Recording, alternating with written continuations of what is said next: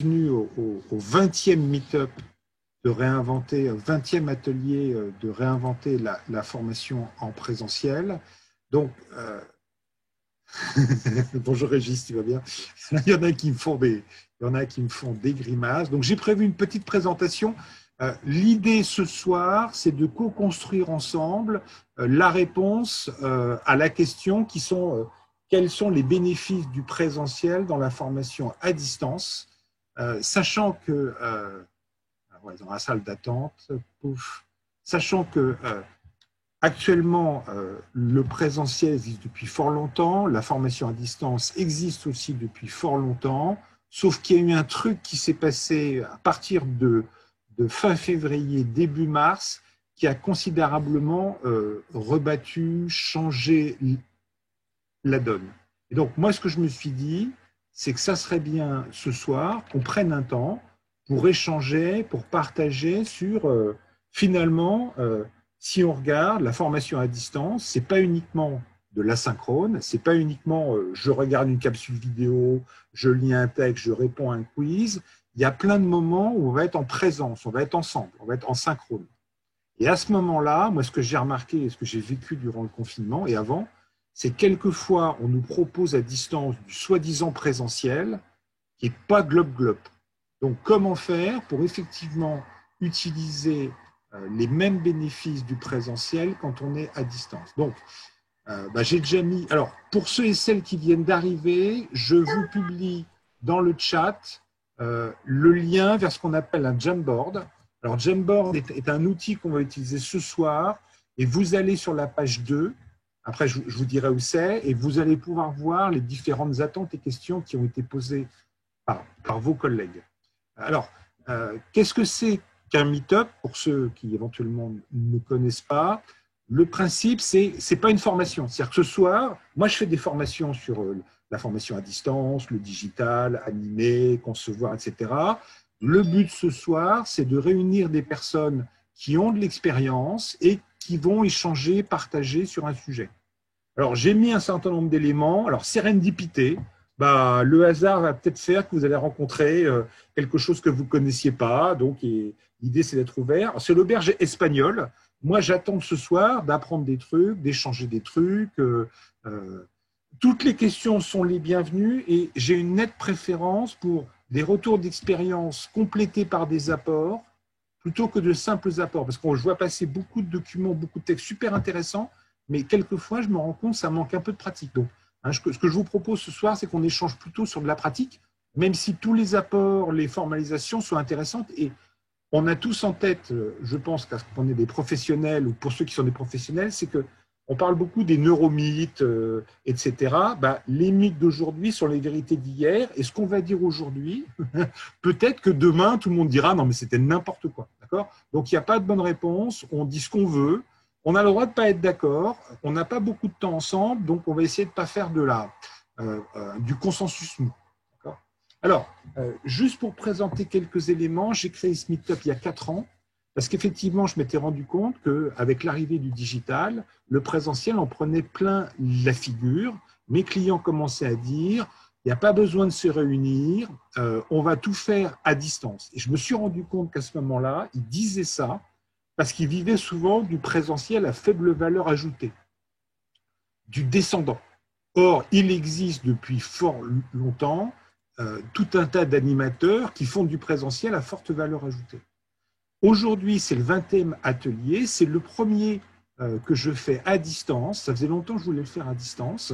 Et ça permet déjà de ne pas avoir à se déplacer et surtout, ça permet de toucher des personnes qui sont dans toute la France. Donc, si j'ai regardé ce soir, il y a près de 690 inscrits, ce qui est une bonne chose. Et je vous annonce tout de suite que le prochain meet-up que je ferai dans Réinventer la formation en présentiel sera sur la pédagogie active, car je vois passer actuellement sur les réseaux sociaux, sur LinkedIn, etc., tout un tas de trucs. Et je crois que c'est un peu mélangé sur ce que c'est que la pédagogie active. Il y a des gens qui disent il suffit de faire pour apprendre, il faut jouer, etc. Oui, mais pas que. Donc, je vous présente, le prochain atelier sera sur ce sujet-là. Alors, quelques éléments pour vous montrer un petit peu ce qu'on a fait jusqu'à maintenant. Les 19 premiers meet-up étaient dans une salle Et on a plutôt travaillé, donc à chaque fois, vous voyez les sujets que je vous mets, les sujets en gras, c'était plutôt sur la gamification, et les sujets non gras, c'était plutôt sur la pédagogie. Et je vous ai mis en jaune ceux où on parlait déjà du digital. Donc, si à un moment donné, moi à chaque fois je demande régulièrement à mes participants, est-ce qu'il y a un sujet que vous aimeriez voir? Et très souvent, je n'ai pas de réponse. Donc, si vous voulez, attendez, alors la bande passante, voilà. Donc, effectivement, Roberto dit la bande passante n'est pas excellente, il vaudrait mieux que enlever votre vidéo. C'est bon? Alors, vous pourrez la remettre après, c'est-à-dire quand vous prenez la parole, parce que je vous ferai échanger et partager tout à l'heure, bien évidemment, vous mettrez la vidéo. Alors, qui suis-je? Un peu de pub, un peu de promo, mais juste pour vous dire pourquoi est-ce que j'ai pris ce sujet-là. Moi, j'ai créé Ecos Concept en 1991, donc ça fait quelques années, et puis on fait du développement des compétences, et on a toujours travaillé sur deux aspects qui sont le sujet, gérer son temps, manager mon équipe, réussir des formations, et le comment. Beaucoup la gamification, les parcours pédagogiques. Alors, il y aura un replay, oui, c'est enregistré. Et vous voyez, depuis un certain temps, dans les comment, et j'ai mis en jaune le fait que moi, j'ai créé et j'anime depuis maintenant plus de 3 ans des SPOC pour Youno. On fait des webinaires, des classes virtuelles, des ateliers à distance, des formations à distance, de la conception de programmes pédagogiques à distance. Et c'est pour ça que je me suis dit, ben voilà, ce soir, c'est intéressant de partager avec mes pairs, que vous soyez débutant, expérimenté, que vous l'ayez déjà fait ou pas. Alors, juste pour continuer un petit peu, donc si on regarde par rapport au Covid, par rapport à ce qui s'est passé, j'ai eu effectivement une grande partie de mon activité en salle qui s'est réduite. Par contre, ça a augmenté considérablement les actions à distance. Et si vous regardez à droite, j'anime pour Youno 4 SPOC. Alors, Youno, c'est le leader français et le SPOC, c'est une modalité de formation qu'on suit en asynchrone avec le formateur qui répond aux commentaires, qui corrige les exercices et qui, à 2 moments, anime une classe virtuelle. Mais ce qui est intéressant, c'est que j'ai été aussi amené à former des formateurs chez mes clients sur comment on anime des classes virtuelles, à former des personnes sur le télétravail, à former des personnes sur manager à distance en étant à distance. Et je me suis rendu compte qu'il y avait des choses qu'on pouvait garder et des choses qu'on devait changer. Voilà. Donc ça, c'était juste pour me présenter. Alors maintenant, voilà, c'est parti, on démarre. J'ai encore du monde qui arrive, formidable. Donc, voilà, admettre. Donc, le Covid-19 a fait qu'il y a une explosion de la formation à distance. Alors, je vous ai mis les deux images du coyote, parce que dans certains cas, ça a fait boom dans le bon sens du terme, et dans certains cas, ça a fait pchit ou boom dans le mauvais sens du terme. Et on peut rencontrer, on va en parler après, des personnes qui ont vécu de la formation à distance très riche, beaucoup d'échanges, beaucoup de partages, et des personnes qui vont nous dire, ouais, si c'est pour regarder des vidéos, des tutos ou des textes, ou avoir du webinaire descendant comme je suis en train de faire, si c'est ça la formation, il n'y a pas besoin. Or, ce n'est pas vrai. Pour moi, une bonne formation à distance, ça va être un mélange des deux. Donc, on va travailler ce soir sur quoi faire et comment faire pour que ça réussisse. 5 étapes qu'on va faire ensemble, et on va le faire en mode atelier. Première étape, on va partager sur, d'après vous, qu'est-ce qui a changé? Qu'est-ce que ça a changé dans les pratiques? Deuxième étape, de ce que vous avez vécu, qu'est-ce qui a bien fonctionné en formation à distance et qu'est-ce qui a fait pchit? Troisième étape, qu'est-ce que ça implique, d'après vous, dans nos pratiques pour ceux qui étaient habitués à faire de la formation en salle? 4, qu'est-ce que ça nous ouvre comme possibilité de pouvoir faire de la formation à distance? Et puis 5, et ce sera le gros morceau de ce soir, on fera des ateliers dans lesquels on va partager les bonnes pratiques, qu'est-ce qui marche ne marche pas, les outils, qu'on soit sur des séquences à une demi-journée, une journée ou autre. Alors Stéphane dit, voilà, c'est ce que dit, alors vous avez un auteur qui s'appelle Olivier Zara, qui est un auteur qui a... Alors, Olivier Zara est un auteur qui a travaillé sur les réseaux sociaux d'entreprise et il dit ce qui n'existe pas en réel n'existe pas dans le virtuel. Autrement dit, si les gens ne communiquent pas en réel, ils ne communiqueront pas avec un outil virtuel. Et moi, je crois qu'une mauvaise formation en présence deviendra horrible à distance. Alors maintenant que j'ai un peu parlé, et j'aime bien ça, je vais vous proposer juste qu'on se mette d'accord sur un élément. Hein, parce que, alors, quand on dit formation en présentiel, distanciel, etc., alors j'ai réfléchi, je ne suis pas, enfin, j'ai pas forcément fait beaucoup de recherches, et je me suis dit finalement, et je voudrais avoir votre avis, finalement, on a deux éléments. Soit je suis en proximité des personnes, c'est-à-dire on est dans la même salle, soit alors je suis à distance.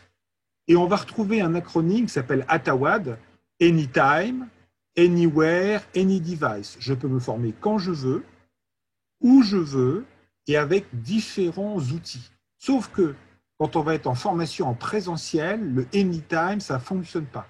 Donc on va avoir soit d'un côté, je suis en proximité, je suis avec la personne dans la même salle, ou les personnes, soit je suis à distance. Et ce soir, ce qu'on va travailler, c'est le moment où on se rencontre. Et on peut être dans la même salle comme à distance. Alors que quand on va être en asynchrone, c'est le participant qui se connecte, qui regarde la vidéo, qui fait l'exercice, etc.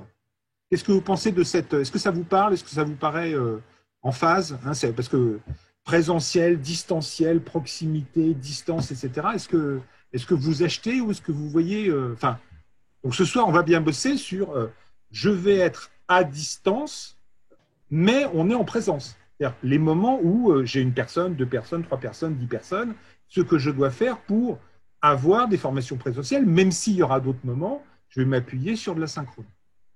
Bonsoir. Oui, bonsoir. Oui, alors, de Perpignan, oui, bonjour. formateur qui se spécialise dans la formation à distance. J'interviens régulièrement avec les Antilles en ce moment. Donc, c'est quand même, vu ma géolocalisation, Perpignan, les Antilles, c'est un petit peu loin aussi pour faire du présentiel.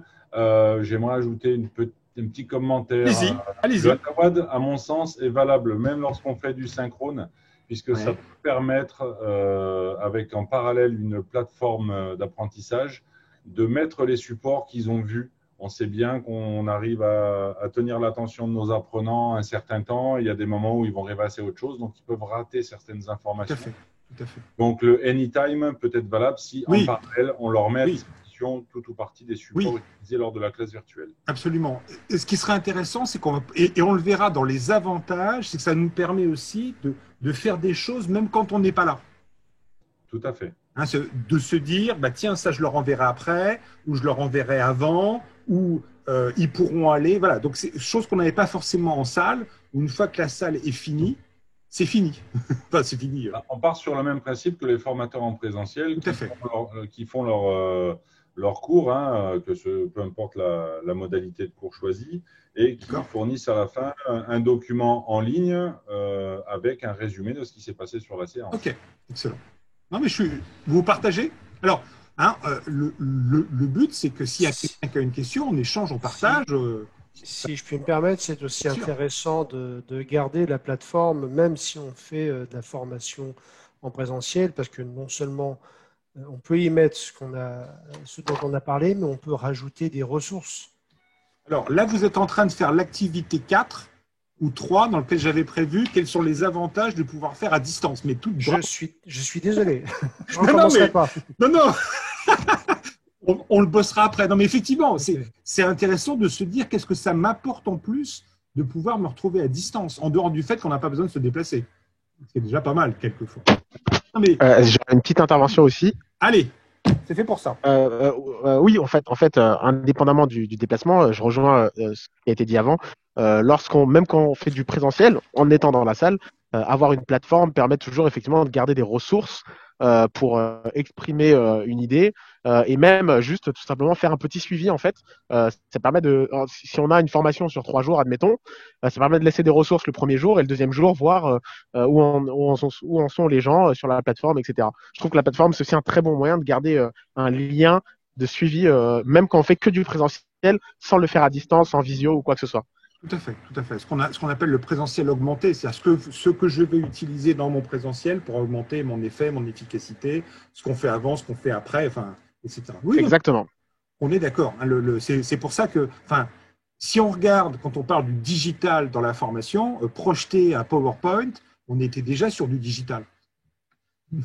Alors, juste pour ce soir, après, je sais que quelquefois, et vous êtes les bienvenus, il n'y a aucun problème.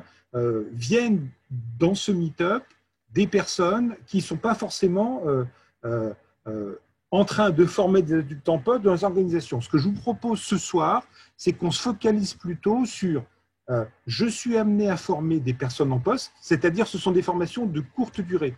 La semaine dernière, j'ai accompagné des formateurs, des enseignants qui prennent des jeunes après le bac pendant 1 an, 2 ans, 3 ans. Il y a plein de communs sur le présentiel, sauf qu'on ne fera pas les mêmes choses que pendant toute l'année, on a ces élèves, ou quand nous, on va peut-être avoir des participants, 1 heure, une demi-journée, 2 fois une journée, 5 fois 1 heure, etc. Donc, ce que je vous propose, c'est, mais on pourra faire tout un tas de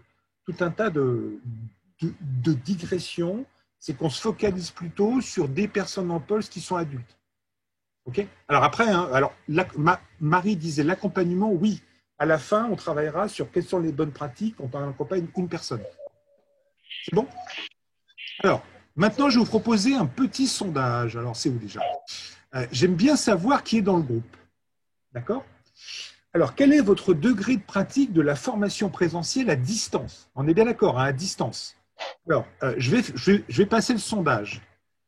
Si vous répondez 1, si vous n'avez pas encore, alors bon, c'est tout nouveau pour vous. 2, vous l'avez déjà vécu comme participant. 3, vous avez déjà eu 1 ou 2 expériences d'animation, de formation présentielle, que ce soit une classe virtuelle, que ce soit etc. Ensuite, 4, vous l'avez fait plusieurs fois. 5, vous le faisiez déjà avant. Attendez, j'ai pas lancé le sondage. Et 6, vous formez. Alors, hop, je lance le sondage. Alors, tac. Vous me dites si ça apparaît. Pop, pop, pop, pop, pop. Parce que quelquefois, sur Zoom, ça n'apparaît pas. Voilà, bah, c'est bon. Voilà. Par contre, je ne sais pas si vous le voyez, le sondage, si je suis le seul. Il est apparu, enfin, la fenêtre avec… Mais est-ce que vous voyez le résultat? Est-ce que vous voyez… apparu et quand on le met, ça disparaît. D'accord. Non, une fois répondu, il disparaît. D'accord, bah alors c'est ce que je me disais. Okay, bah je vous dirai ce qu'on a vu. Pour l'instant, il y a 32 personnes qui ont vu. En fait, pour partager le résultat, il faut cliquer sur le bouton « Partager le résultat ». Merci. Vous voyez, c'est fort. Alors, pour l'instant, ça n'apparaît pas. Je vais mettre fin au sondage. Jérôme, je ne comprends pas la réponse. Je le faisais déjà avant. Ça veut dire quoi, ça? C'est-à-dire que ça fait déjà peut-être 1 an, 2 ans, 3 ans, avant même qu'il y ait le Covid et qu'il y ait cette obligation de la presse. C'est-à-dire pour vous, c'est pas nouveau. Ok.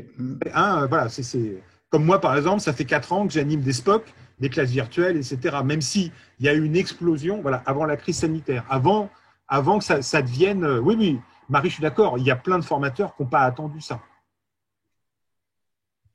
Donc, moi, je vois pas du tout le sondage, désolé. Alors, quelle est la réponse alors? C'est combien? Ça serait combien si vous ne voyez pas le résultat? Vous seriez sur quoi? 1, 2, 3, 4, 5, 6? Alors, si je regarde, il y a 24% qui forment sur la formation présentielle à distance. 24%. Il y a 9 d'entre nous. Alors, moi, je n'ai pas répondu, donc ça fait 10.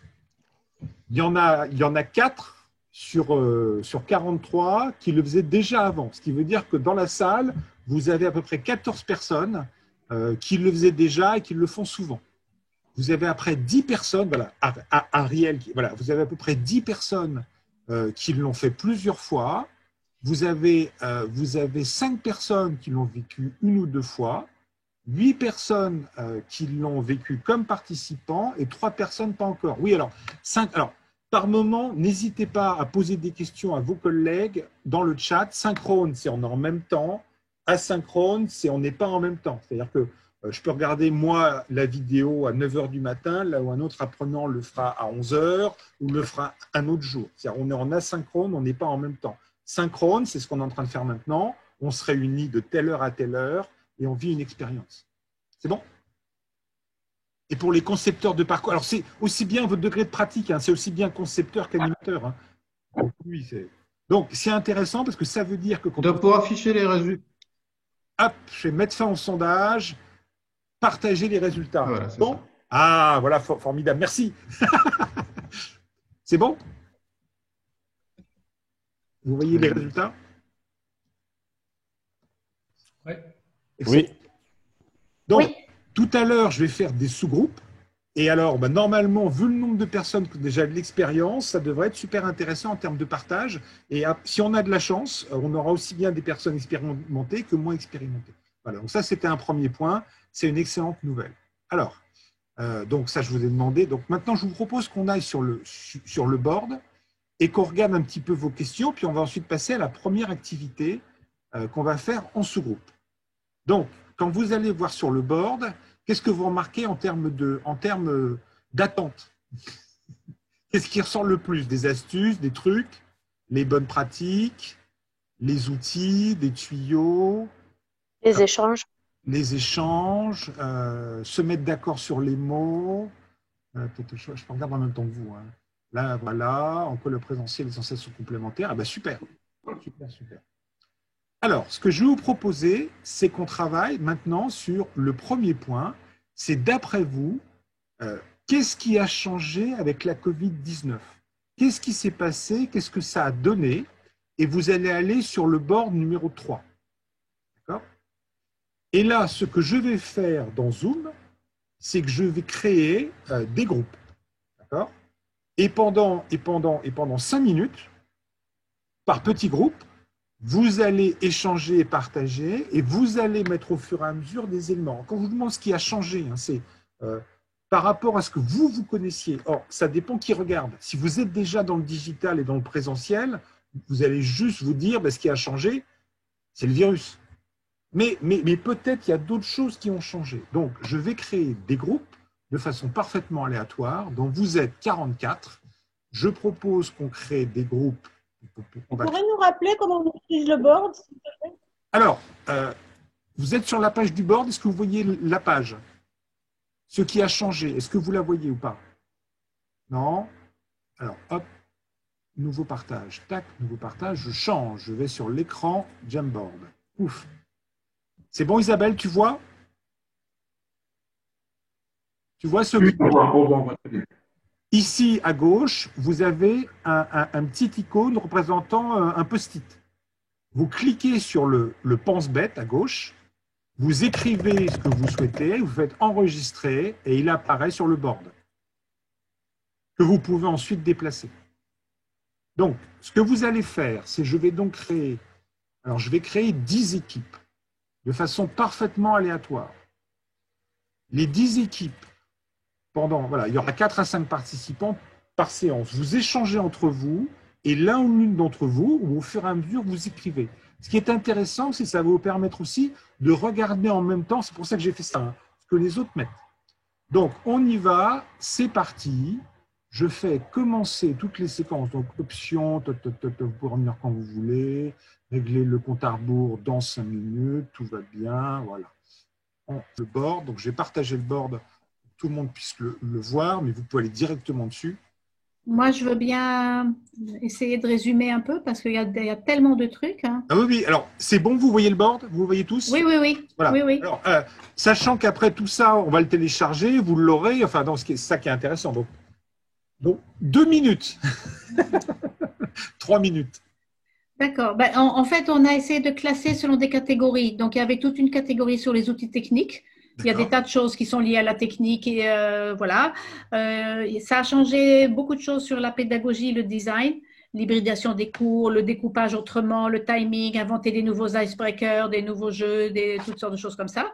Il y avait des opportunités de circonstances. Donc, on a par exemple le FNE, le fait de découvrir les MOOC, des choses comme ça. D'accord. Ça a levé le frein à l'utilisation d'outils numériques. Alors, parfois, ça pose des freins aussi, mais il y a des choses qui ont changé forcément par rapport au rapport à la numérique. Et puis, il y a pour certaines personnes, il y a la perte des repères non verbaux, de l'isolement, l'absence de relations humaines, donc des soucis qui sont liés à cet aspect de distance. Sachant que d'un autre côté, certains, il y a aussi des post-it qui disent qu'il y a des trucs qui sont mieux. Par exemple, on voit le nom des gens dans leur image, là, dans leur vidéo, et ça, c'est top. Et dans le présentiel, on ne l'a pas. Même s'il y a une petite vignette illisible et un petit scotch là, un sparadrap sur les t-shirts. D'accord. Donc, OK, excellent. Voilà. Qui d'autre souhaite prendre la parole et présenter? Oui. Allez-y, prenez le bâton de parole virtuel. Ah, oui. Moi, je veux bien. Allez, C'était avec les Régis. avec les Régis, ouais. C'est ce que j'ai vu. J'étais avec les Régis. Il y avait la bande des Régis, ouais. Même adulte, c'était très sympa. La conclusion, c'était, et vous me rectifiez le tir, les Régis Co, c'est Surveille. cette capacité à subir de la part du participant ou du formateur ce changement. Donc, le subir, ça veut dire quoi? Ça veut dire s'adapter à des nouveaux outils qu'on ne connaît pas. Ça veut dire le formateur qui se fait former par ses étudiants pour ceux qui animent en formation, qui a été le cas pour certains. Ça veut dire découvrir des outils pour d'autres. Ça veut dire transmettre à des participants. On le voit ce soir, hein, par exemple le Jamboard, ceux qui découvrent ce soir et qui régulièrement disent je comprends pas comment on passe au truc d'après, ah bon, mais le post-it vous faites comment, etc. Et du coup, garder un rythme d'animation, capter l'attention, ne pas décourager ceux qui se connaissent et inclure les autres. Voilà. C'est à peu près notre conclusion. D'accord, excellent. Autre personne qui souhaite compléter, ajouter. Moi, je veux bien donner juste un petit avis. Ouais, allez. Tout d'abord, en fait, quand tu as présenté le meet-up, tu as dit que ce n'est pas une formation. Eh ben, moi, je trouve que c'est là, ce qu'on est en train de faire, c'est peut-être un meet-up, comme tu dis, mais pour moi, c'est une formation. Parce qu'une formation, c'est quoi? C'est apprendre avec les pairs et tout ça, c'est ce qu'on est en train de faire. On est en train de discuter, mais en même temps, on apprend plein de choses, rien qu'en échangeant. Voilà, donc je suis en train de voir un peu cette modalité meet-up qui finalement pour moi devient quasiment une formation, à moins qu'on entende la formation comme étant un apport de ressources et tout ça. Bon, bref, nous ce qu'on a… Ce que je voulais dire juste, Rochane, c'est que j'ai pas prévu moi de faire un apport spécifique. C'était ça, c'était pas moi en tant que formateur. C'est génial. Donc, si les participants apportent quelque chose, c'est une formation encore plus riche, moi, je trouve. Alors, nous, ce qu'on avait dit dans notre groupe, on avait dit que ce qui a changé, c'est le découpage de la formation. C'est-à-dire qu'en fait, quand on est en présentiel, on ne découpe pas de la même manière une formation, puisqu'on tient compte de la modalité en ligne. Donc ça, c'est important. Il ne faut pas que ce soit aussi long que le présentiel. On avait évoqué aussi le fait de s'intéresser. On a une collègue qui avait dit que maintenant, les gens commencent à s'intéresser aux objectifs et tout ça, alors qu'avant, ils ne le faisaient pas. Donc, une sorte de scénarisation pédagogique qui intervient spontanément, naturellement. C'est un besoin comme ça. Et puis aussi, on avait évoqué, rappelez-moi, attendez, je suis en train de voir, c'était au orange d'une autre. Oui, le besoin d'avoir plus de synchrone dans le distanciel.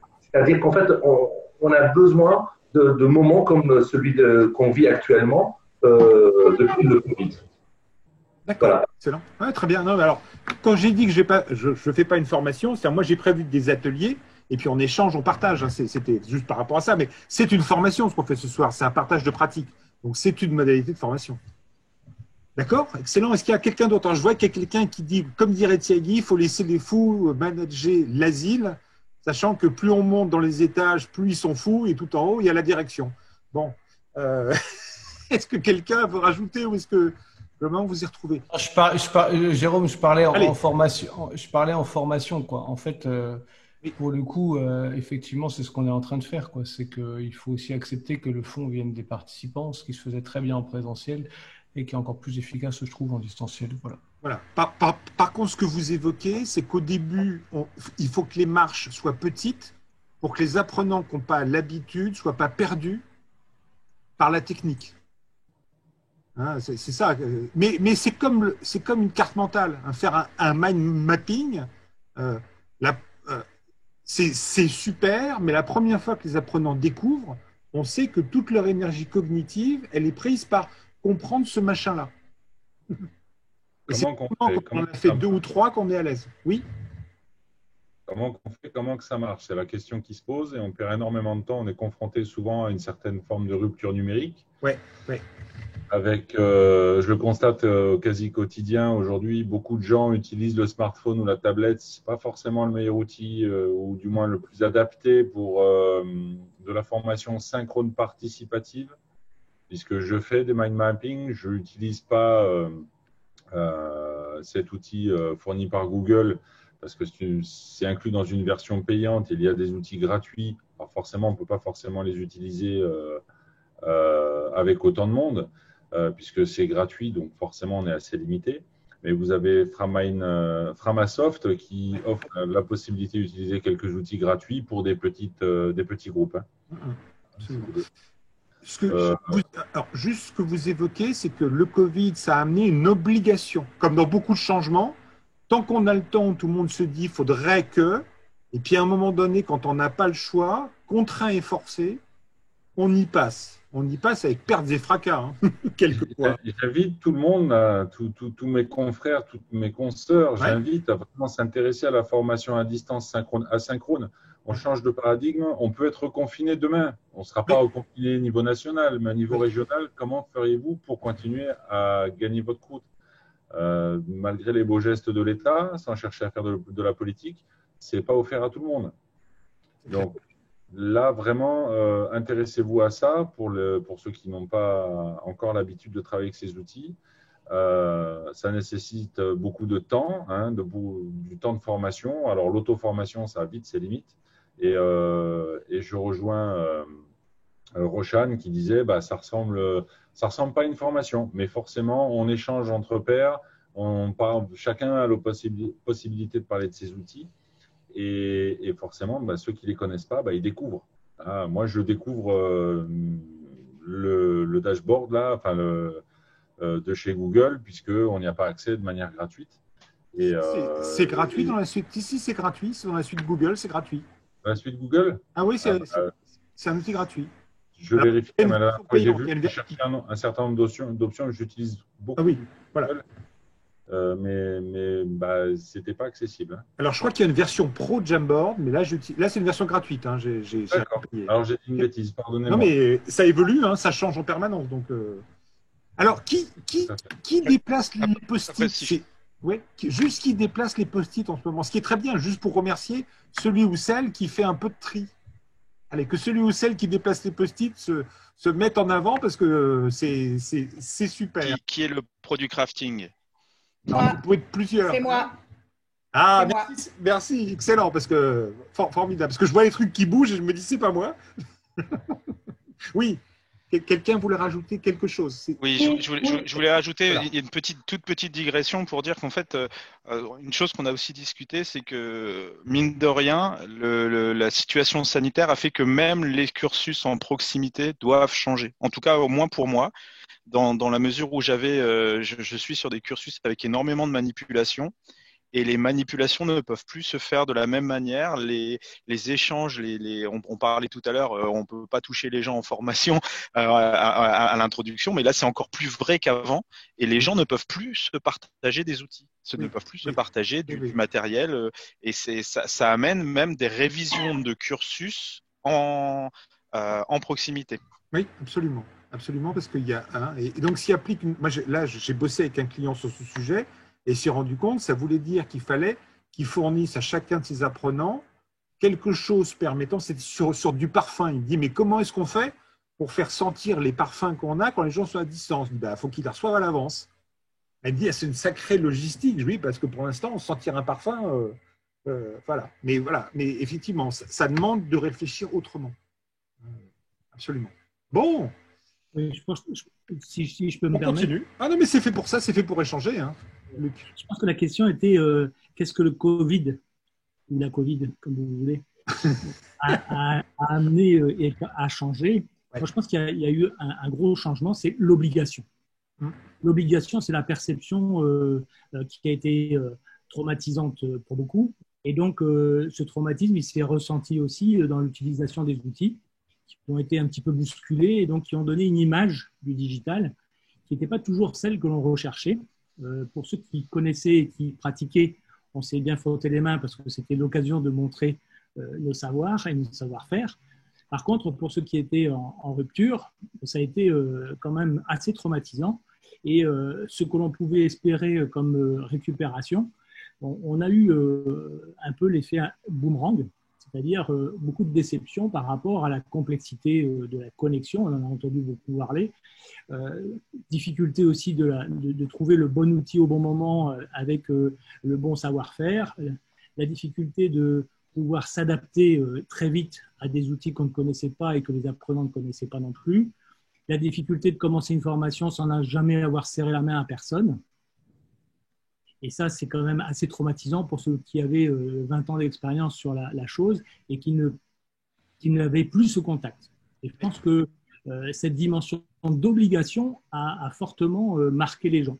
Et donc, je pense que plus que le digital, qu'est-ce qu'il a apporté? Il a apporté une solution merveilleuse parce qu'on n'aurait rien pu faire s'il n'avait pas été là. Mais ça a été aussi une contre-performance pour certaines occasions parce que quand on ne maîtrisait pas tout ça, ça devenait quelque chose de cacophonie bien organisée ou très mal organisée et ça décevait beaucoup. Et donc, je crois que là, il y a un gros travail pour ceux qui connaissent pour pouvoir rattraper un peu la chose pour beaucoup d'endroits. Alors, il faut être clair, il y a toujours eu du très bon distanciel et il y a toujours eu du mauvais présentiel. Hein, faut pas dire qu'avant il y a quand même des présentiels encore où les gens ils s'emmerdent, enfin ils viennent mais ils n'ont pas de raison de venir. Voilà, donc faut pas dire avant en présentiel c'était génial et en distance c'est horrible. Il y avait du très bon présentiel et du très bon distanciel, mais il y avait du mauvais dans les deux. C'est juste que ça a révélé. Oui. Moi, ce qui m'a beaucoup gêné dans cette situation, c'est qu'en fait, ayant l'habitude de faire du présentiel, un seul regard, on voit qui c'est qui rame, on voit qui s'intéresse, qui ça n'intéresse pas, et on n'a plus cette vision-là, je trouve, en distanciel. Oui. Donc ça amène une difficulté supplémentaire pour le formateur. Oui. Et ça dépend aussi du sujet qu'on traite, de la taille du groupe. Si on est sur un groupe de 4 ou sur un groupe de 20, on n'aura pas les mêmes dynamiques. C'est-à-dire que autant sur un groupe de 4-5, on peut continuer à suivre à l'écran, autant sur un groupe de 20, on doit travailler sur d'autres registres. Okay. Exact. En plus du nombre de groupes, si je peux ajouter quelque chose, c'est plutôt, moi ce que je vois plutôt, c'est la difficulté de contrôler. C'est-à-dire que moi, en tout cas, j'ai l'habitude, quel que soit le nombre de groupes, parfois j'ai même 50 élèves dans la même classe, on peut à l'œil nu détecter quelqu'un qui est peut-être un peu timide, qui va pas oser dire qu'il n'a pas compris. En distanciel, c'est impossible en fait, quel que soit le sujet. Quelqu'un qui est timide, même en disant alors il y a des questions, on peut pas le voir parce qu'on voit pas la personne forcément, sauf si on dit à tout le monde, on vous oblige à montrer vos visages, ce qui est pas forcément très aimable, disons. Et on peut pas tout de suite voir en fait. Donc en fait pour à peu près tous les sujets, c'est dur de voir des choses qu'on aurait vues à l'œil nu de par le langage corporel en fait. Voilà. Ouais. Et la capacité si je peux ajouter ça. de la remédiation, c'est-à-dire tout de suite de rattraper, de s'arrêter, etc. C'est plus compliqué. Absolument. Ouais, je suis d'accord. Alors, super. Alors, je regarde l'heure. Formidable. Alors, moi, j'avais prévu de tenir 3 jours. Donc, il y a des séquences que je vais écourter parce qu'on vous avait commencé à en parler. D'accord? Non, mais moi, ça me va bien. Hein. C'est juste que je suis le maître du temps ce soir. C'est-à-dire que je suis celui qui fait en sorte qu'il faut qu'on arrive à… Mais moi, je trouve que là, on pourrait passer le reste de la soirée dessus. Mais je vous propose qu'on prenne un autre angle. Donc, on va revenir sur ma présentation et on va continuer. Donc, hop, nouveau partage, pouf, ma présentation. Alors, j'ai juste quelques éléments. Attendez, hop. Est-ce que, voilà. Vous voyez mon écran PowerPoint, c'est bon? Dites-moi si vous le voyez. C'est bon. Alors, juste pour info, avant qu'il y ait la Covid, j'avais été à un salon qui s'appelle Learning Technology au mois de février. Et normalement, moi, j'ai un stand à Solutions Ressources Humaines qui avait lieu fin mars, qui a été reporté à fin mai et qui normalement a lieu la semaine prochaine, mais j'en suis pas sûr. Et j'y suis allé parce que moi, j'ai des partenaires dans le digital. Et ce que j'avais remarqué, c'est qu'il y avait beaucoup de monde. C'était avant la Covid. C'était un sujet, Learning Technology, qui intéressait énormément. Mais alors, je suis resté une demi-journée, hein, donc je n'ai pas tout vu. Hein. Mais ce que j'avais remarqué, c'est qu'il y avait plus de technologie que de learning. Il y avait beaucoup d'éléments sur créer et diffuser des contenus avec véritablement des évolutions, des trucs vraiment sympas, etc. Et dans chaque présentation, il y avait toujours une séquence sur les neurosciences. Hein, d'ailleurs, une présentation sans neurosciences, ça ne fonctionnait pas. Par contre, ce que j'avais remarqué, c'est qu'effectivement, on sent une maturité pédagogique chez les pure players du digital. Le fait de prendre conscience qu'à un moment donné, on a beau avoir un super outil, un super tuyau, les apprenants, il faut les engager et il faut qu'ils restent. Et donc, en même temps, ils ont beaucoup travaillé tous sur l'accessibilité. Alors, le fait de rentrer dans l'outil, ce qu'on appelle le taux de complétude, c'est d'aller au bout. Par contre, ce que j'avais peu vu, mais je n'ai pas tout vu, c'est que c'était très centré outil et qu'il y avait assez peu cette approche, mais je pense qu'il faut de l'expérience pour le faire, de non pas partir de l'outil, mais du dispositif. Et il y avait des outils permettant de créer des capsules pédagogiques, mais assez peu, c'est ce que j'appelle la machine à saucisse, c'est-à-dire je prends un objectif pédagogique, j'associe une activité, je mets un quiz et ça fait une petite saucisse. Sauf qu'il n'y avait pas cet aspect, d'accord, mais peut-être que comprendre quel est le besoin réel du client, c'est important avant de concevoir. Et puis, ce que j'avais remarqué, c'est que le présentiel était encore assez faible. Et je pense que ça, c'est un élément qui a complètement changé avec la Covid. Alors, j'ai juste noté quelques points clés. Hein, mais, donc, effectivement, pas au plus de présentiel. Et effectivement, moi qui fais beaucoup d'activités ludiques, là, j'ai animé la semaine dernière avec un groupe en salle, on avait tous nos masques, autant vous dire que j'ai changé d'activité. Il n'y a plus ces trucs où on se met tous ensemble par équipe en essayant de faire un truc. Effectivement, ce que disent, moi je m'intéresse beaucoup à la tech, ils disent on a gagné 5 ans dans la connaissance du digital, mais comme ça a été un usage forcé, l'expérience utilisateur a pu être variable. Hein, de 1 à 5 sur l'échelle de TripAdvisor. Il y en a, ils ont vécu une super expérience, puis d'autres, ils vont faire « Ah ».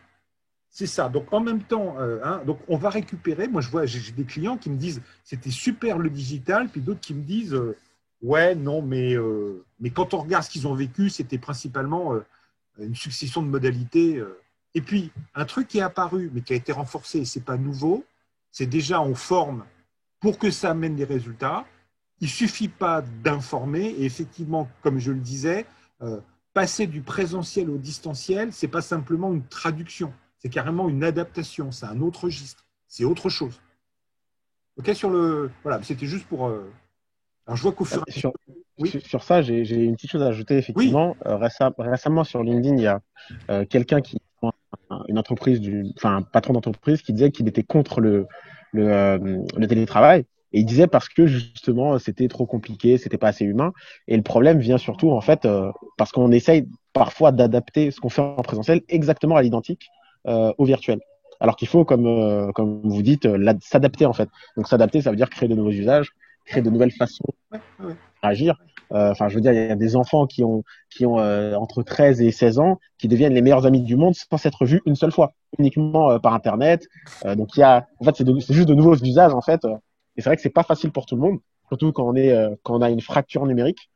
Mais il faut s'adapter en fait et pas essayer de juste refaire du présentiel à l'identique mais en virtuel. Ouais, c'est ça, absolument. Et c'est intéressant parce que ça implique un peu de pratique. Parce que moi, je dis toujours, quand je veux essayer un nouvel usage, d'abord je teste.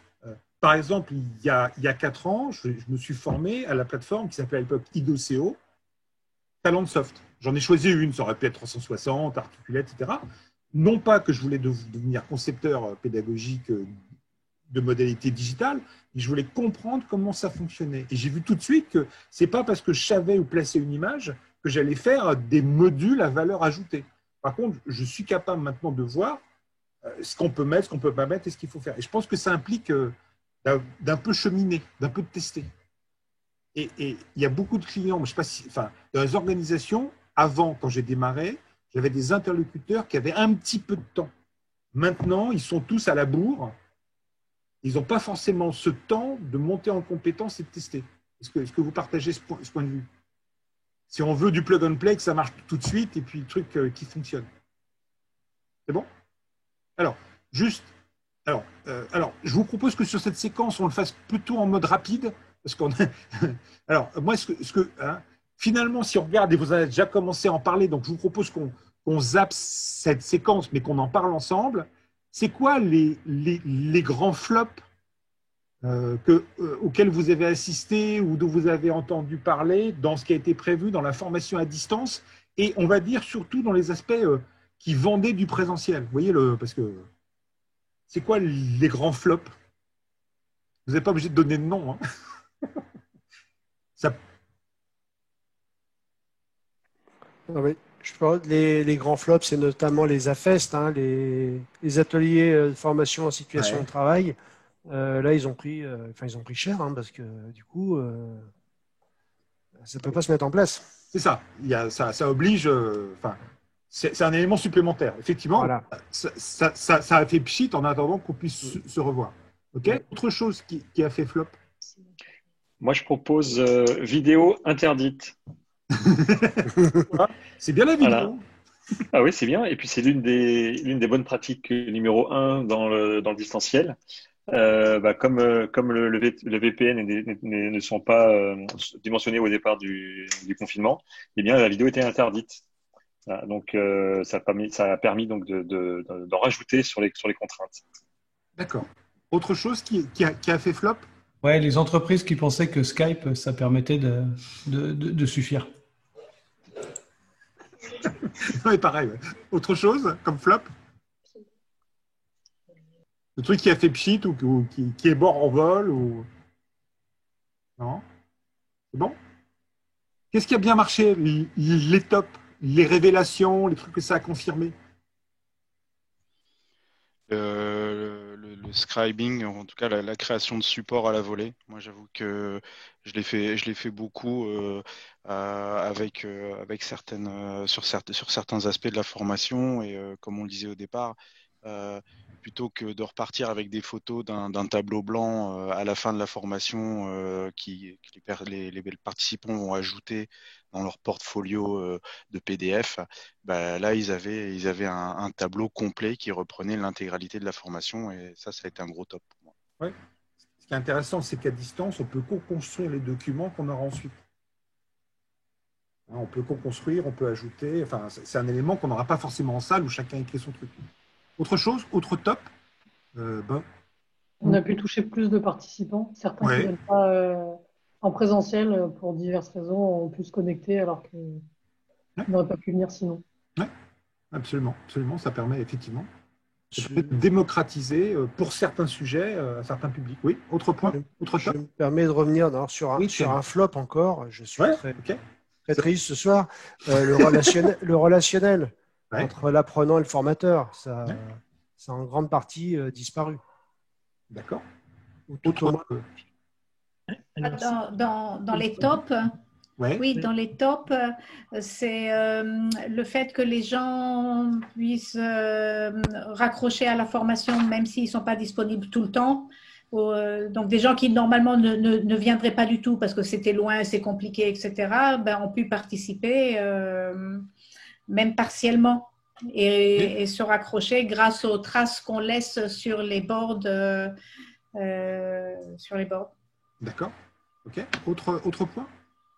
Juste pour compléter ce que disait Étienne, sur la relation avec l'intervenant et les apprenants, c'est vrai qu'elle peut être un peu déshumanisée, entre guillemets, mais d'après les tests que j'ai pu réaliser, en fait, les gens m'ont perçu plus sympathique. Pourquoi? Parce qu'en ajoutant cette couche de digitalisation, il fallait comprendre aussi d'autant plus les gens qui avaient des difficultés à les utiliser, et ça me rendait en fait encore plus gentil et accompagnant. Et du coup, vous êtes plus gentil à distance qu'en présence, c'est ça? C'est ça, c'est exactement ça que je veux dire. Et donc, c'était une bonne chose comme retour. C'était intéressant de voir que la digitalisation permettait de lisser un peu plus que le caractère. Donc, c'était un bienfait aussi. Ça oblige à baisser un peu de rythme.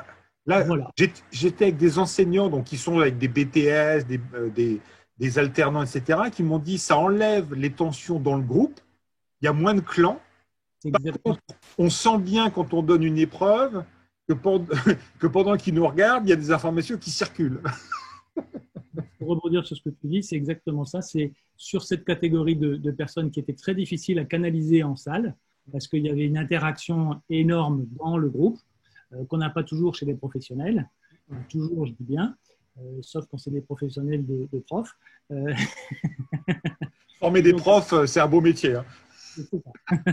Et donc, ces jeunes se retrouvaient dans une situation où ils avaient la capacité d'être plus attentifs parce que moins perturbés par les autres. Et donc, cette interaction coupée, c'était un bienfait.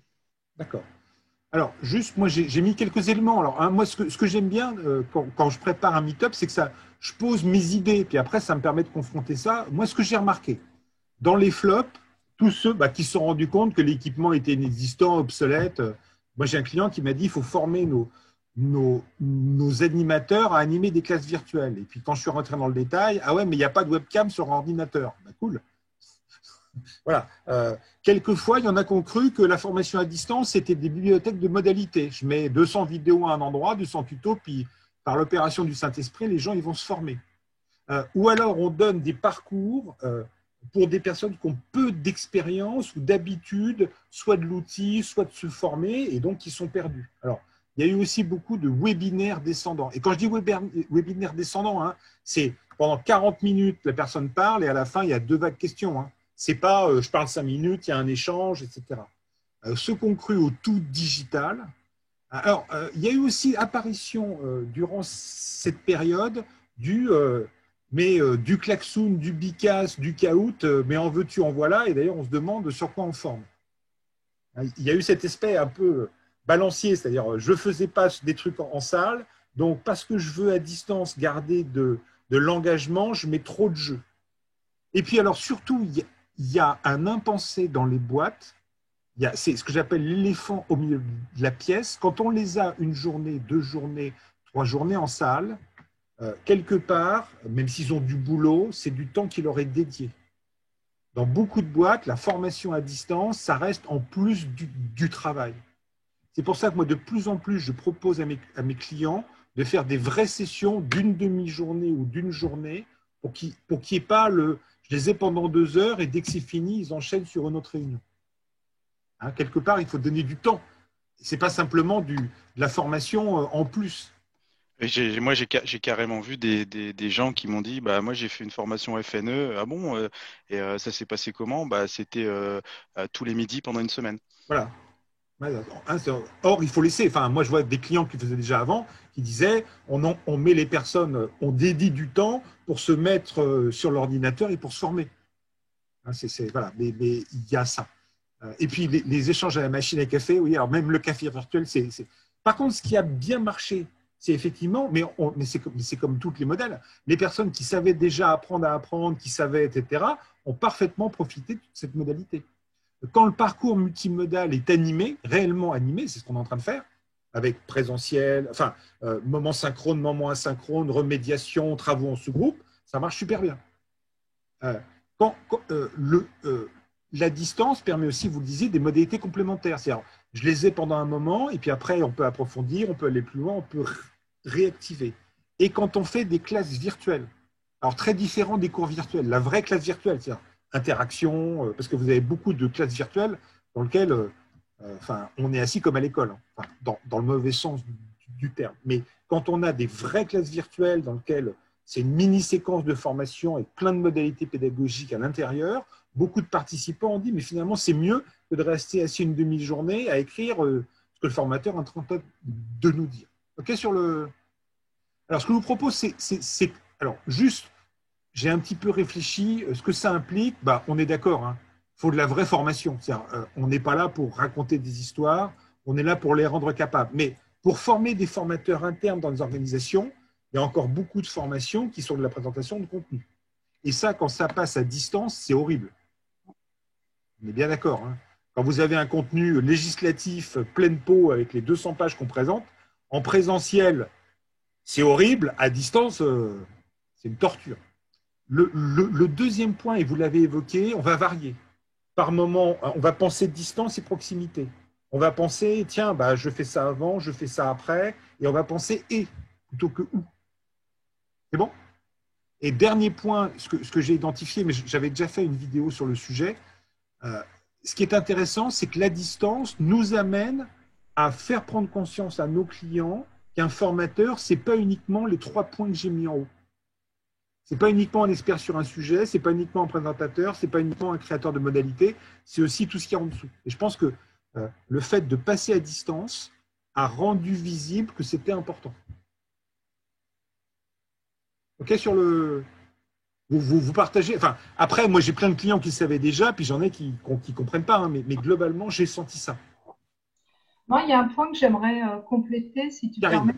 Bien sûr, c'est fait pour ça. Essentiellement en tant que participante, parce que c'est beaucoup de formations que j'ai suivies pendant cette période de Covid. Et si je compare les formations que j'ai pu suivre avant, moi, ce que je trouve qui a vraiment fortement émergé, qui est très positif pour moi en tout cas, c'est l'émergence vraiment de manière flagrante des communautés, donc qui font vivre encore la formation et qui permettent d'expérimenter ce qui nous manque la plupart du temps pendant la formation, de nous mettre en abîme avec le filet. Donc c'est ça qui est quand même vachement sympa dans ces communautés, c'est d'expérimenter, de rencontrer des gens finalement très loin de soi, très loin de nos univers, de manière beaucoup plus facile qu'en présentiel. Et ça, c'était pas si évident que ça en présentiel, en tout cas pour ma part avant. Et ça a été vraiment facilitant. Non, mais ça c'est intéressant, c'est que tout événement obligé a des inconvénients et des avantages. Enfin, et quand je dis ça, c'est une tarte à la crème, mais oui, ça peut faire émerger ça, effectivement.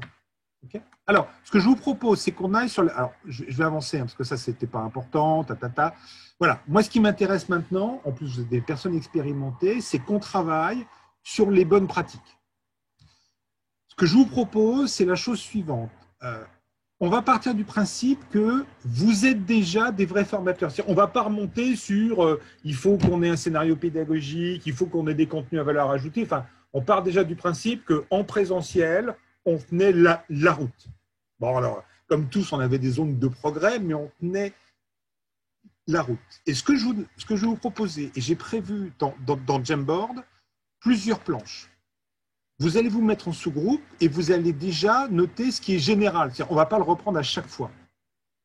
Le truc qu'on retrouve, quelle que soit la modalité. Puis ensuite, on va démarrer par, tiens, est-ce qu'il y a des points particuliers à avoir en tête ou à faire quand on est sur une séquence courte et solo? Je les ai une fois pendant 45 minutes, 1 heure. On est vraiment sur une séquence. Et puis, en partant, est-ce qu'il y a des choses spécifiques quand je les ai une demi-journée? Est-ce qu'il y a des choses spécifiques? Donc, au départ, vous allez mettre pas mal de choses qui sont génériques. Puis ensuite, en avançant, l'idée, c'est de mettre des choses spécifiques. Et puis, l'avant-dernier point, c'est si on est sur un parcours. Donc, on a plusieurs modalités. Et puis, le dernier point, mais vous faites de l'ordre que vous voulez, c'est les particularités quand on accompagne une personne. Parce que la formation, c'est aussi d'accompagner une personne. Okay?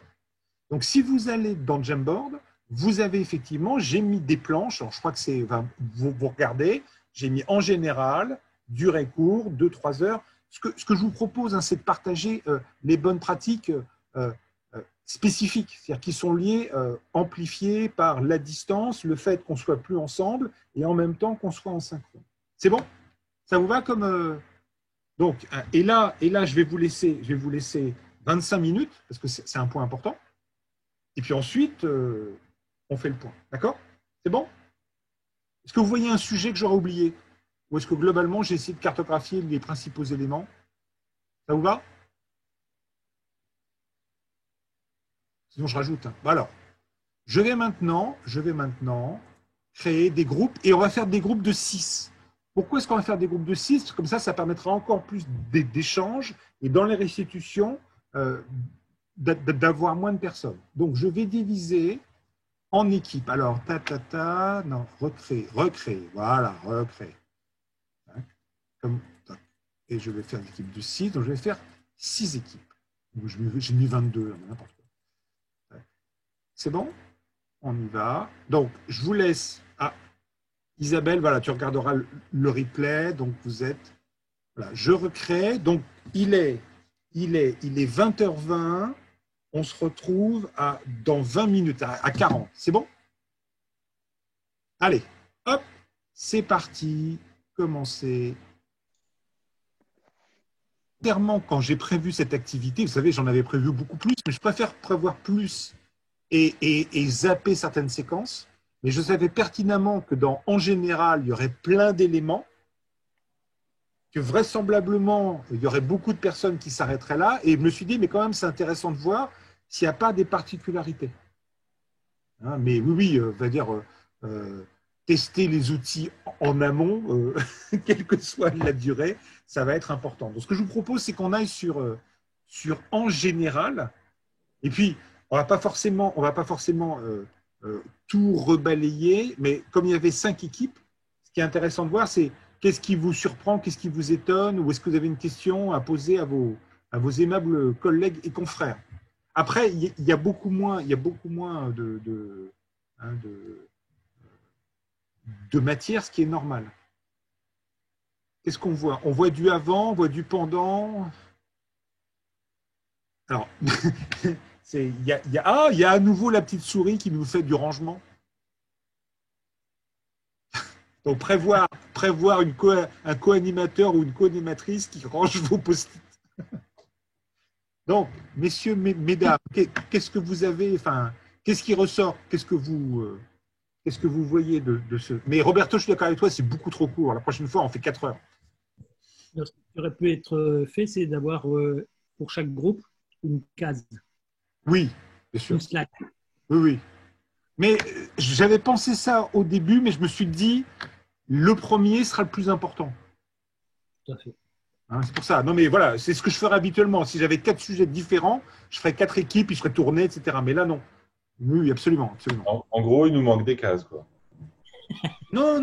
Ouais, mais il manque à tous des cases. C'est pour ça qu'on est formateur. J'aime pas rentrer dans des cases. Il y a un post-it qui attire mon attention. Oui. C'est celui qui dit formateur en binôme, un plus axé sur la pédagogie et l'autre sur la logistique sans que ça soit trop spécifique. Effectivement, moi j'ai remarqué que les animations, quand elles sont faites en binôme, sont hyper plus maîtrisées dans le timing, dans l'organisation, dans le suivi des participants. Il y a vraiment quelque chose qui change vraiment la donne quand il y a des binômes. Et effectivement, sur le fait d'accompagner différemment dans les salles et tout.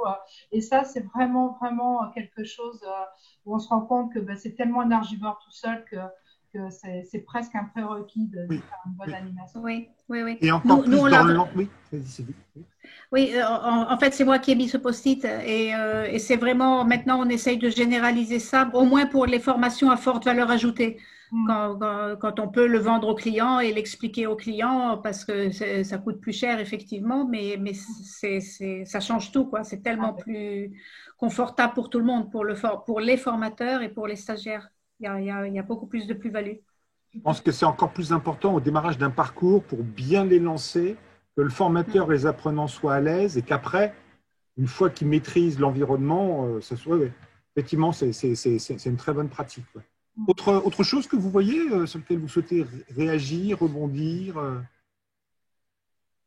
Toutes les notions de test et même voir de sessions de test en amont pour balayer les contraintes techniques.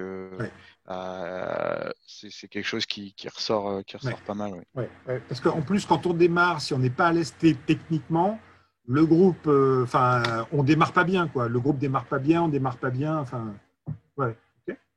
Autre chose, allumer les caméras. Alors après, ça va dépendre du nombre et de la bande passante.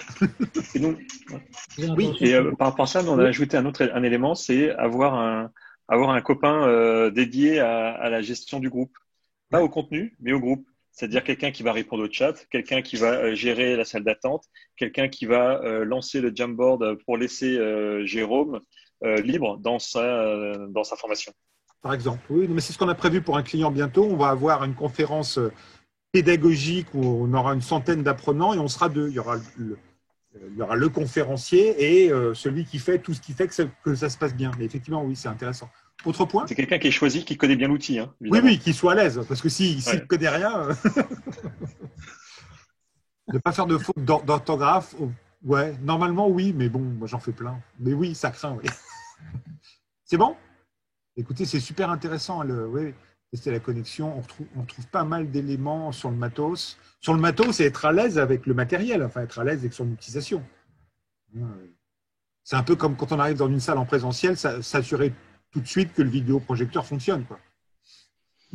Et il y a un aspect, qui me semble important, c'est ta mise en contexte était intéressante en disant on a déjà tout le matos avant, on doit passer en distanciel, ou en mode remote, comment ça se passe.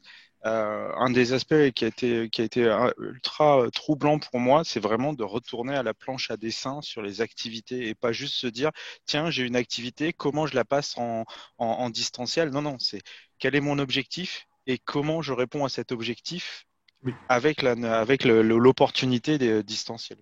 Et avec les avantages dans certains cas et les limites du distanciel. Absolument, absolument.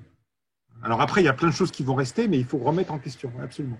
C'est pour ça que dès le début, j'ai enlevé ça, parce que sinon, on serait retombé sur du classique conception pédagogique, ce qui est déjà énorme, hein, c'est déjà énorme. OK ? C'est bon ? On avance sur les planches suivantes, parce que l'idée, c'était après de dire, il y a peut-être des cas particuliers, mais même si tout ce que vous avez mis là, comme on dit, c'est en général. Hein. Les icebreakers, effectivement, et moi, il y a un point que j'ai mis dans les versions courtes. Je vous propose qu'on passe sur la durée courte et que vous avez mis, ça va être aussi peut-être ce que j'ai mis en bas, limiter les outils en fonction de l'outil, en fonction du temps. C'est-à-dire que si on a 45 minutes, ce n'est pas le moment de passer un quart d'heure à expliquer comment ça fonctionne. On prendra un outil plus dégradé plutôt que en fonction du temps. Alors, c'était juste par rapport à ça, mais ça rebondissait. Qu'est-ce que, sur les durées courtes, c'est-à-dire je les ai une fois, je les ai 45 minutes, 1 heure, on va dire le classique de ce que beaucoup de gens appellent la classe virtuelle, mais la classe virtuelle, elle peut durer 6 mois. Qu'est-ce qui ressort ? Il y a gérer le temps. On a encore moins, être impeccable dans la préparation, on a encore moins de temps pour se rattraper. Il y a avant, pendant, après, il y en a même qui ont rajouté c'est formidable d'avoir des co-animateurs. Merci Sylvie. Je note. Alors, si vous avez besoin. C'est Sylvie qui a créé. C'est Sylvie qui a fait la binôme, en fait. Hein. C'est Sylvie qui a tout fait. Mais la prochaine. Bon, elle préconise de travailler en binôme et elle travaille en binôme. J'aime bien travailler en binôme. Mais je voulais mettre une petite objection sur descendant interdit. Pour moi, c'est pas interdit. C'est juste, il faut bien le maîtriser. Et puis pas le faire trop long. Oui, mais on ne peut pas interdire Enfin, je vois pas l'interdiction du descendant. Alors, je pense que ce serait tout descendant interdit. C'est ça plutôt, de faire qu'un long tunnel. Ah oui, ça, c'est clair. Parce que l'expositif est une modalité pédagogique extrêmement puissante à condition qu'elle ne dure pas 45 minutes. Quoi. Oui, c'est ça, voilà. Oui. D'accord. C'est d'ailleurs sur la seule durée où ça pourrait être acceptable. Quand on a 2 jours, une journée, du descendant tout le long, c'est pas envisageable. Ça sert à rien, mais c'est tolérable sur une durée courte. C'est ça ? C'est ça. C'est tolérable 10 minutes. On parle bien, Voilà. on parle bien du mauvais descendant. On ne parle pas du bon descendant. Il y a du très bon descendant. Oui. Il n'y a pas de problème. OK.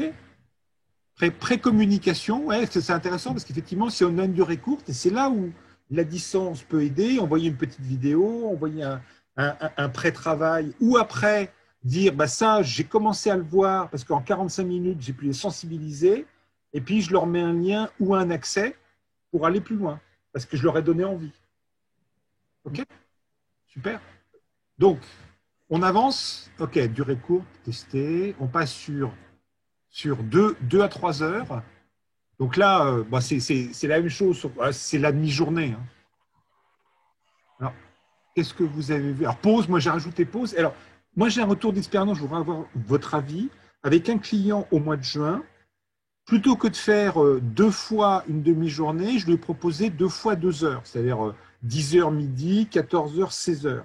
Et je ne le referai pas parce que je me suis rendu compte que les participants, ils s'étaient calés des réunions avant et après les moments de formation et que finalement, j'avais perdu ces moments d'échange. Donc, ce que j'ai décidé maintenant, c'est quand je prends une demi-journée, j'en prends une vraie, quitte à finir un peu plus tôt.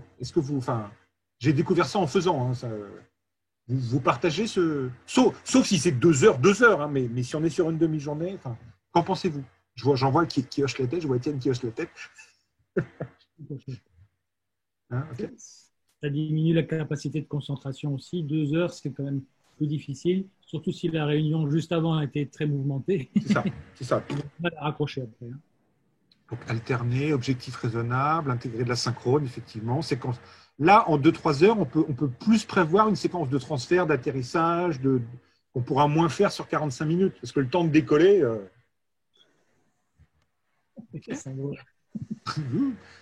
Alors, nous, on a eu une réflexion sur le burn, le bore et le burn-out, on tient à vous le dire. C'est bon?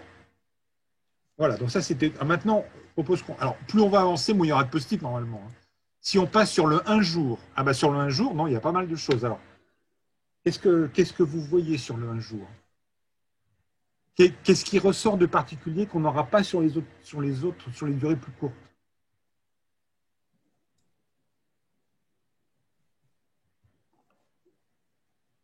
Ce qui peut commencer aussi à émerger, c'est la notion de communauté. Si on a fait des groupes, en une journée, on voit apparaître des possibilités de prolongation. Oui. Et ils ont eu le temps d'échanger et de créer un groupe. Et s'apprécier. Pour une visée courte, on n'a pas cette intimité qu'on pourra avoir. Ouais, absolument. Alors, on voit qu'il y a des agilistes dans le groupe Backlog. Vous n'avez pas le droit, nous, on est en pédagogie ici, on n'est pas en agilité. Régis, tu sors de là. Désolé. Ça parle à tout le monde, Backlog? Parking? Non, c'est quoi? Ah, bah oui, c'est évident. Enfin. Alors, le backlog, c'est la liste des sujets à aborder, en fait, à traiter. Et donc, cette liste des sujets, elle est discutée en amont, soit préparée par l'animateur, soit validée avec les participants. La plupart du temps, j'essaie de faire les deux. Et le parking, c'est en fait une liste de questions émergentes au fur et à mesure de la formation, auxquelles je ne vais pas forcément répondre tout de suite, mais qui sont nécessairement d'intérêt parce que elles sont posées par les participants. Et donc, généralement, comme on a des tableaux blancs, sont vraiment des éléments qui se remplissent d'eux-mêmes, sans forcément que les gens me le disent. Surtout le parking, il va se remplir et à point nommé, je vais me poser devant le parking et dire, bah voilà, est-ce qu'il y a des questions auxquelles j'ai déjà répondu sur la session qui vient de se passer ou des questions qui mériteraient d'être répondues maintenant? Le but étant qu'à la fin de la formation, le parking soit vide ou parce qu'on a répondu aux questions ou parce qu'on a dirigé vers des éléments de réponse. Le parking est un classique dans la formation qu'on retrouve. Le principe et c'est intéressant parce qu'effectivement, ce que tu dis, c'est que quelque part, on va se mettre d'accord dans tous les sujets qu'on pourrait voir, ce qu'on va voir. Voilà. Mais c'est ce qu'on fait en avançant. Beaucoup de formateurs, on va ajuster un sujet, augmenter un sujet, réduire un sujet. Après, on retrouve les alternances, c'est encore plus important, découper. La progression, on a le temps effectivement d'avoir des rives, des reprises en début d'après-midi, plusieurs pauses, d'avoir des récaps, de faire travailler en sous-groupe, faire travailler individuellement, avoir des séquences de réflexion, des séquences d'apport. On voit si vous avez mis des choses particulières. Alors, quand j'ai mis 2 jours, c'était le 1+1 ou est-ce qu'il y a des choses spécifiques? Donc, si on passe sur, c'est normal, oui, on retrouve backlog, on trouve les mêmes éléments. Éventuellement, si on a 1 jour, puis 15 jours après, mais on va retrouver la même chose qu'en présentiel, de la réactivation. Par contre, ce qu'on pourra faire, c'est qu'on pourra, mais on est déjà dans le parcours, qu'on verra après, on pourra mettre des choses entre les deux. Voir un suivi, un retour d'expérience, un petit Rex. Nous, c'est ce qu'on a fait pour un client. On a fait une journée en présentiel. Alors là, en présentiel, où les gens sont connectés pendant une journée. Et à mi-chemin entre la première journée et la deuxième, il y a 45 minutes de retour d'expérience sur la mise en œuvre. Ça, c'est super intéressant. Alors, si on va dans le parcours, vous avez mis, donc, c'est moi qui ai mis, mélanger. On peut mélanger les modalités. Là, on est vraiment sur une réflexion complète. Un petit Rex demande Albéric. Donc, c'est un petit Rex, retour d'expérience. Pardon, c'était où? C'était dans le chat. Ah oui. Donc, c'est pas un dinosaure petit Rex. Alors les militaires diront un Rotex, parce qu'il y a Rex et Rotex. Voilà, c'est ça, un retour. Oui, voilà, on a tous du jargon. J'ai obligé de préciser backlog, j'aurais dû préciser Rex. vous voyez, c'est intéressant parce que finalement, le chat, je me suis rendu compte que on pose beaucoup plus de questions quelquefois dans le chat que dans une salle, où l'apprenant ne va pas forcément lever la main en disant « Rex, c'est quoi ?» Donc, on retrouve dans le parcours, alors là, on est vraiment sur une réflexion où il ne faut pas transférer ce qu'on faisait en présentiel, mais il faut se dire « J'ai différentes modalités, j'ai différents rythmes, j'ai différents moyens à ma disposition, comment je vais articuler tout ça avec une montée en progression, etc. » Alors, il y avait une question qui était posée, c'est effectivement pour les timides et puis pour les exubérants, si on met le micro en off, c'est cool. Allô Alain, je ne t'entends pas, désolé. Alors, et dernière étape qui était un point intéressant, surtout intéressant, c'était l'accompagnement individuel. Et moi, dans mon groupe, ça a été interprété très différemment, que ce soit un accompagnement individuel spécifique ou le fait d'accompagner dans le parcours. Et la distance, moi, je l'ai fait pendant des années. Quand il faut aller à l'autre bout de la France pour accompagner une personne pendant 1 heure, c'est pas intéressant. À distance, ça devient beaucoup plus gérable. Donc, assurer le transfert, parler de ses besoins, ça peut être avant ou après. S'adapter, tout à fait. Il y a un truc auquel je n'ai pas pensé tout à l'heure, là, quand on réfléchissait, c'est que quand on fait des parcours comme ça, qui sont sur plusieurs mois, le cas échéant, avec 2 jours par mois, par exemple, nous, ce qu'on a fait, c'est on a fait un groupe WhatsApp avec l'ensemble des participants. Et mine de rien, bien sûr, sur le WhatsApp, il va y avoir que des conneries, il va y avoir des trucs perso, etc. Mais les participants restent en contact, en fait. Et c'est vachement intéressant pour des mammifères de savoir qu'ils sont toujours là, etc. Ben oui, on est des mammifères. Donc, à un moment, quand on va se retrouver en formation, si on a eu déjà, pendant les 2 jours qui précèdent, 2-3 trucs sympas, des petites blagounettes, etc. sur le WhatsApp, on a déjà fait le lien. On s'est déjà éventuellement raconté les petites anecdotes qui auraient pourri la première demi-heure de classe virtuelle. Et là, on l'a dit en amont dans WhatsApp. Et du coup, ça enlève des aspects, ça rajoute des aspects informels, mais pas dans le cadre de classe virtuelle.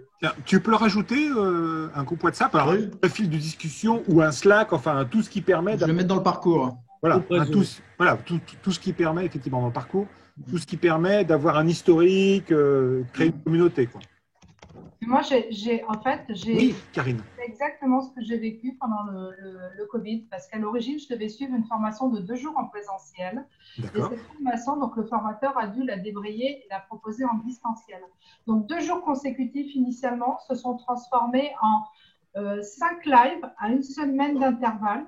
Et l'accès à une plateforme sur une semaine, donc à des modules auxquels je devais accéder et avoir réalisé pour pouvoir accéder au live suivant. Et ce live était un vrai moment d'échange, donc un vrai Rex sur ce qui avait été compris, pas compris, les joies, les bonheurs, les difficultés, les fiertés, enfin toutes ces choses-là. Et en plus, donc un groupe Facebook dédié à ces échanges-là, avec de la prolongation d'expérience, avec des challenges, avec des choses qui fait qu'il y a vraiment eu aussi des travaux de binôme qui ont été faits sur ce travail-là. Et ça, c'était vraiment intéressant et du coup vachement plus riche qu'en présentiel. Parce qu'en présentiel, je pense que je serais ressortie frustrée de ne pas avoir assez pratiqué. Alors que là, ça a vraiment été quelque chose sur 1 mois qui a été très riche et qui continue de vivre encore aujourd'hui. Oui, ok, ça marche. Non, mais effectivement, on le voit bien dans les MOOC, dès qu'on met l'aspect communautaire avec des groupes d'apprenants qui échangent et qui partagent, les résultats et l'engagement ne sont pas du tout les mêmes que si on est tout seul devant ce qu'on doit faire. Enfin, voilà, des groupes WhatsApp, voilà, absolument. Tout ce qui va permettre de créer une dynamique et quelquefois, c'est même plus fort. Alors, même si c'est intéressant, dans beaucoup de MOOC, quand il n'y avait pas la Covid, moi j'ai vu, on est tous sur Paris. Tiens, ça serait bien qu'on se parle ou qu'on se voit un soir. Alors, dans certains cas, ça se faisait, puis dans d'autres, non. Bon, très bien, super. Bon, excellent. Écoutez, on a été super productifs dans le temps imparti. Même un WhatsApp, ça doit être animé. Oui, absolument. Oui. L'outil viendra aider à faire ce qui est mis en place. Donc, il faut en même temps, durant les sessions, moi, quand j'anime des formations en présentiel, je prends un malin plaisir, je fais exprès à bouger les personnes, à ce qu'ils échangent, à ce qu'ils restent. Puis à la fin, ils me disent « on était un super groupe ». Mais ils ne se rendent pas compte de tout ce que j'ai fait pour créer le super groupe, quoi. On est bien d'accord. Et je pense que le WhatsApp, il y a une facilitation à avoir et faut pas être le sachant qui ramène 3 exercices et des trucs. Le WhatsApp, c'est vraiment, entre guillemets, c'est du contact quand même informel, entre guillemets. Donc, il faut que l'animateur en profite pour mettre des ressources supplémentaires, mais en même temps pour déconner un petit peu, et là, pour faire en sorte de garder des contacts sympas, quoi. Alors, il y en a un, c'est Lapin Agile ou je sais pas quoi, qui tourne les post-it. Hein. Vu, hein.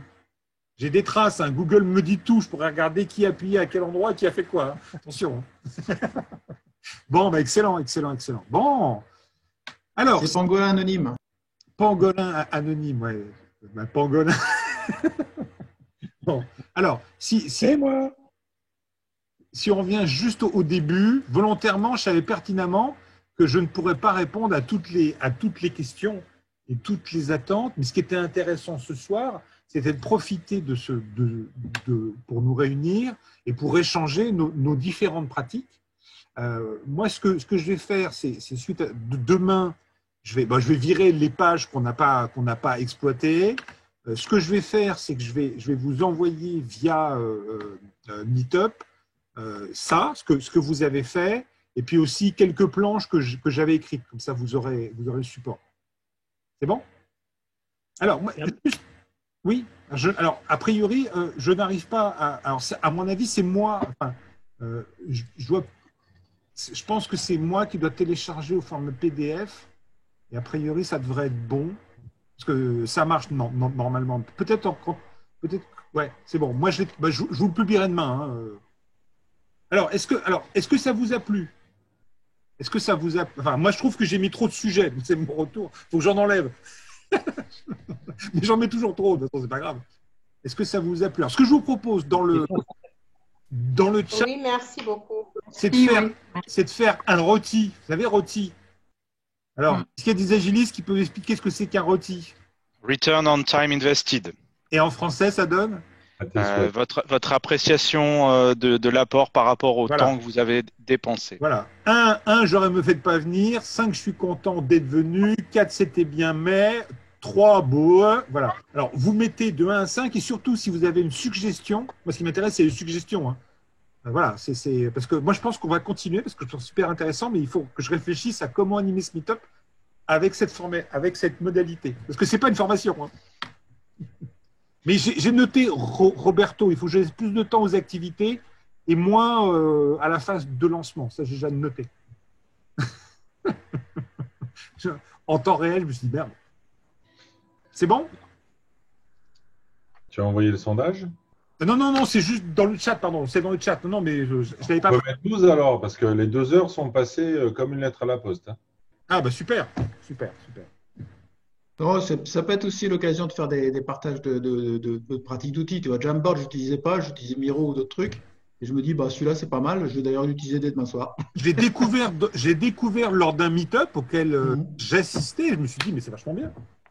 Enfin, c'est vachement bien quand on est comme ça à construire progressivement.